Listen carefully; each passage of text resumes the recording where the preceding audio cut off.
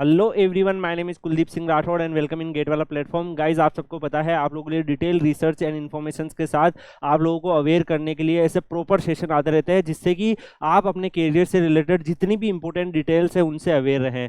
Guys, आप सबको पता है कि एनटीपीसी जो है वो गेट 2023 से अपना डिटेल एडवर्टाइजमेंट निकाला था और उसमें से उन्होंने आपने देखा होगा फर्स्ट लिस्ट जो आई थी उनका जो है ऑलमोस्ट ट्रेनिंग भी कंप्लीट हो चुका है गेट 2023 से, और वो लोग अब जो फाइनल लोकेशन है वहाँ पे ज्वाइनिंग कर रहे होंगे।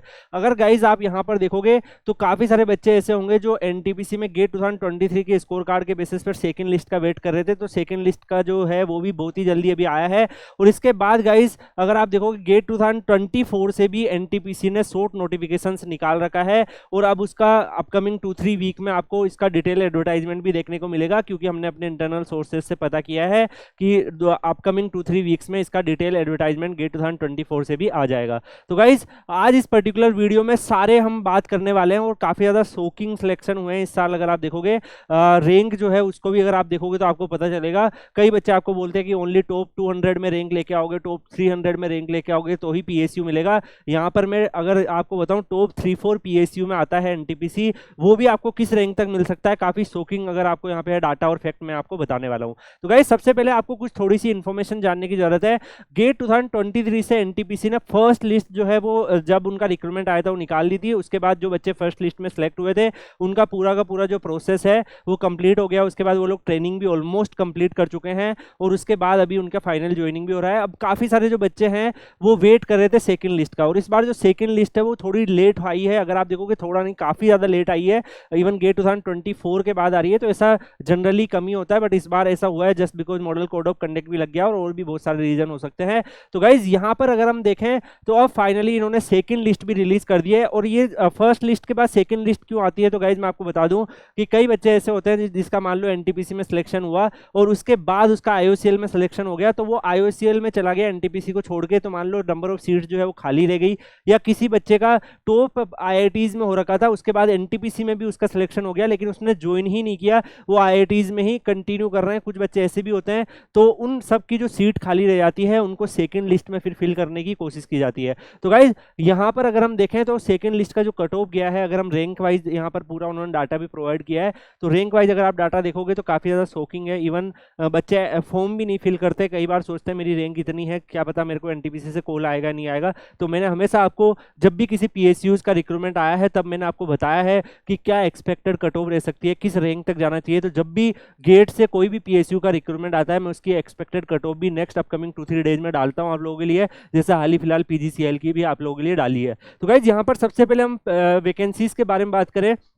गेट 2023 से जो वैकेंसीज निकली थी उसमें मैकेनिकल में अगर आप यहाँ पर देखोगे 200 वैकेंसीज थी, जिसमें से जनरल के लिए 87, ईडब्ल्यूएस के लिए 19, ओबीसी के लिए 59, एससी के लिए 22 और एसटी के लिए 13। ऐसे ही इलेक्ट्रिकल के लिए टोटल 120 वैकेंसीज थी और कैटेगरी वाइज भी वैकेंसीज का नंबर प्रोवाइडेड था। इलेक्ट्रॉनिक्स एंड इंस्ट्रूमेशन में 80 और सिविल में 30 और माइनिंग में 65 वैकेंसीज थी। तो यहाँ पर ये आपका वैकेंसीज का नंबर था। अब आपको पता है गाइस कि जब भी ये यहाँ पर अगर आप देखोगे इस हिसाब से ये लोग इन्वाइट करते हैं, कई बच्चे इनमें से ऐसे होते हैं कि इसका मतलब ये नहीं कि टॉप 200 वाले बच्चे जो है उनको ही अप्लाई करना चाहिए क्योंकि 200 वैकेंसीज है यार। कई सारे बच्चे ऐसे होंगे जो टॉप 50 में होंगे, मे बी उनका इंटरेस्ट हो आईआईएससी में जाके मास्टर्स करने का, या फिर उनका इंटरेस्ट हो आईआईटीज में जाके मास्टर्स करने का, या उनका आईओसीएल में चले गए वो, या फिर किसी ओएनजीसी में भी कुछ कुछ वैकेंसीज आई थी, आपने देखा होगा ज्यादा नहीं आई थी, कुछ कुछ आई थी, तो वहां चले गए। तो उस वजह से जो सीट खाली रह जाती है डेफिनेटली उसको फिर सेकेंड राउंड में वो लोग फिल करने की कोशिश करते हैं। तो राउंड फर्स्ट के हिसाब से अगर आप देखोगे तो इलेक्ट्रिकल में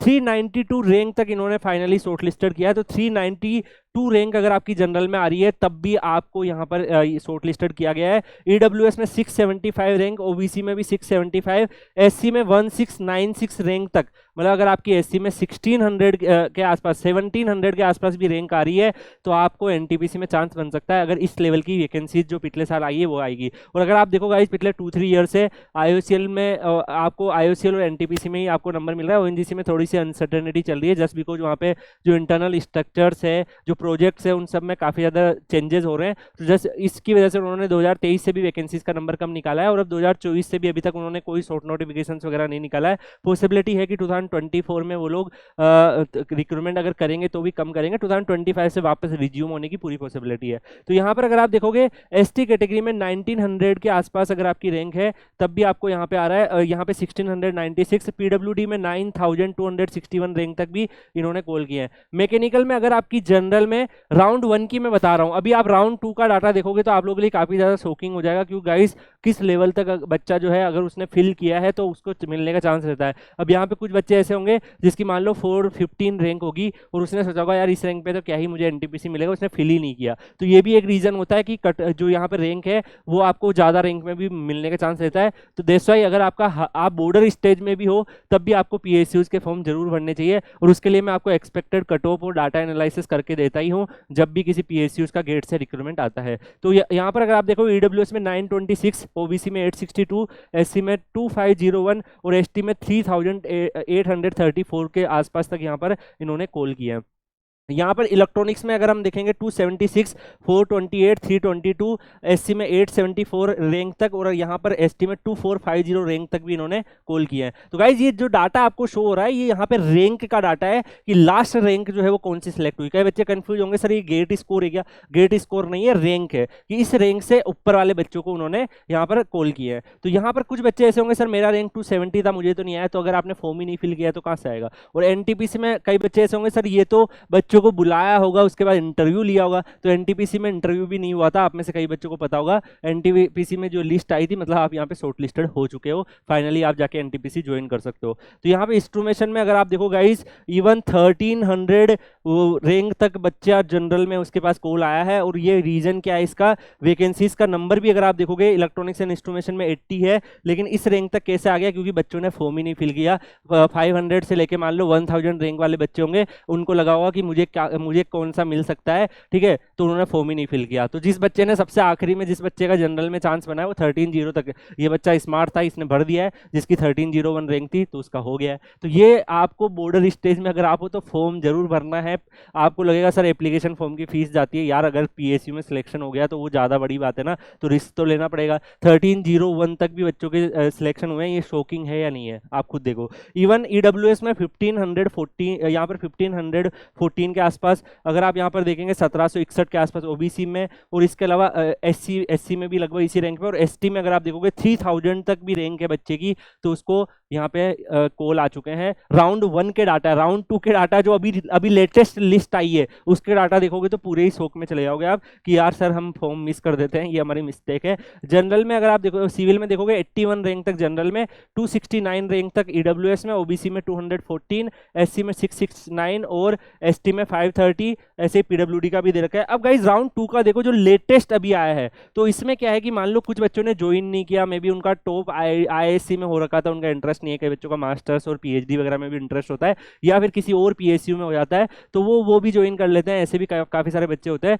तो जो सीट्स जितनी उन बच्चों को लेनी थी उतनी भी सीट्स फिल नहीं हुई, तो उसके बाद वो जो और बच्चों ने फिल कर रखा है उनके पास कॉल आते हैं। ऐसा नहीं कि दोबारा फॉर्म फिल करना है, उसी में से जो आगे की प्रेफरेंस के बच्चे होते हैं उनको फिर वो कॉल करते हैं। तो मे बी उसमें भी कुछ बच्चे ऐसे होंगे जो इस रैंक के 592 और ये जो 392 इसके बीच में कुछ बच्चे ऐसे होंगे जिन्होंने फॉर्म ही नहीं भरा होगा। दैट्स व्हाई मान लो वैकेंसीज जो है वो 10 से 15 ही थी यहाँ पर, ठीक है, 10 से 15 ही वैकेंसी सीटें खाली बच गई मान लो फर्स्ट लिस्ट के बाद में, तो लेकिन बच्चों ने फॉर्म कम फिल कर रखा है, तो दैट्स व्हाई 592 तक भी बच्चों के सिलेक्शन हो गए। इस बच्चे का स्मार्ट बच्चा था, इसने फिल कर दिया है। अब कोई बच्चा ऐसा होगा 550 रैंक पर होगा, उसने फिल ही नहीं किया होगा, तो कहाँ से उसके पास कॉल आएगा। तो दैट्स व्हाई हमेशा फॉर्म फिल करने का पूरा कोशिश करो, और जो कट ऑफ वाला एनालिसिस आता है जब भी पीएसयूज का नोटिफिकेशन आता है उसके नेक्स्ट 3-4 डेज में कट ऑफ भी आपको एक्सपेक्टेड कट ऑफ और पूरा प्रॉपर एनालिसिस कर रखा है मैंने, जितने भी अभी आए हैं एआई एनपीसीआई आप देखोगे तो उसके हिसाब से आप अप्लाई जरूर करिए। ईडब्ल्यूएस में यहाँ पर 1000 रैंक तक भी आए हैं, एससी में 2474 रैंक, अगर एसटी में देखोगे 2700। यहाँ पे अगर देख पा रहे गाइस आप क्लियरली ईडब्ल्यूएस में 1000 रैंक तक पीएसयू मिल रहा है, वो भी एनटीपीसी जो कि टॉप 3-4 PSUs की कैटेगरी में आता है, ONGC, IOCL, NTPC, PGCIL। तो यहाँ पर अगर आप देखोगे टॉप मोस्ट PSUs की कैटेगरी में आता है, 1000 रैंक तक भी मिल रहा है। मैकेनिकल में अगर आप देखोगे 599 रैंक तक आया है, EWS में 1339, 1287, ऐसे ही SC में 3345 और ST में 5018। और गाइज मैं एक चीज़ यहाँ पे बोलना भी चाहूँगा कि ये NTPC ने जो सेकंड लिस्ट निकाली है इसमें काफ़ी ज़्यादा डिले किया है, तो अभी भी काफ़ी बच्चे जो है ज्वाइन नहीं करेंगे, क्योंकि उनका ऑलमोस्ट वो IITs के मास्टर्स में एडमिशन ले चुके थे और अब उनका मास्टर्स में सेकंड ईयर शुरू हो गया है। तो लगभग वो भी कंफ्यूज है कि सर मेरा प्लेसमेंट ही होने की पॉसिबिलिटी है क्योंकि मेरा CGPA अच्छा है। तो हो सकता है इनमें से भी जिन बच्चों के पास कॉल आया है वो लोग ज्वाइन ना करें, तो अभी थर्ड लिस्ट की भी आने की पॉसिबिलिटी हो सकती है, बेस्ड ऑन कि कितने बच्चे जो है वो अप्लाई करते हैं। अदरवाइज फिर ये है कि 2024 का रिक्रूटमेंट भी बहुत ही जल्दी आएगा, तो क्या पता वो उसमें भी ले ले, लेकिन पॉसिबिलिटी है कि नंबर ऑफ सीट्स को फिल करने के लिए इससे भी एक और लिस्ट वो रिलीज कर दे, लेकिन ऐसा शॉर्ट मैं नहीं कह सकता, लेकिन पॉसिबिलिटी है जैसे प्रीवियस ईयर्स के एक्सपीरियंस के हिसाब से हम देखें। इलेक्ट्रॉनिक्स में 403, EWS 912, इसके अलावा 635 और 1404 रैंक तक भी आए हैं। इंस्ट्रूमेशन में देखो EWS में भी सारे बच्चों ने ज्वाइन कर लिया था, दैट्स व्हाई यहाँ पर कोई भी कट ऑफ नहीं दिया है, मतलब इससे पहले ही इंस्ट्रूमेशन की सारी सीट्स फिल हो चुकी थी।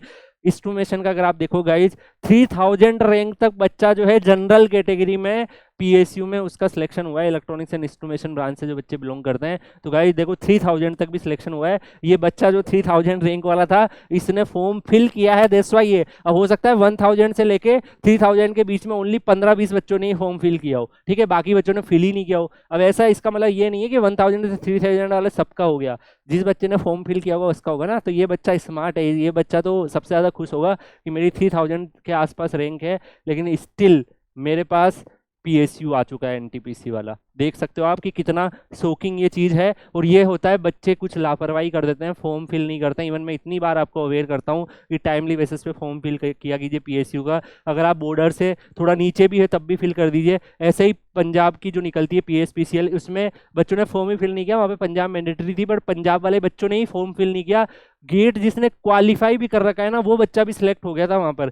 इतनी कम कट ऑफ थी कि क्वालिफाई करने वाले इवन फिर भी सीटें खाली रह गई थी, क्योंकि बच्चे सोचते हैं कि 30 वैकेंसी है, 40 वैकेंसी मेरा नहीं होगा, और वो फॉर्म ही फिल नहीं करते हैं अपने 500-1000 रुपये बचाने के चक्कर में जो एप्लीकेशन फीस के होते हैं। और ये सबसे बड़ा शॉकिंग चीज़ है कि आप लोग फॉर्म जरूर भरें।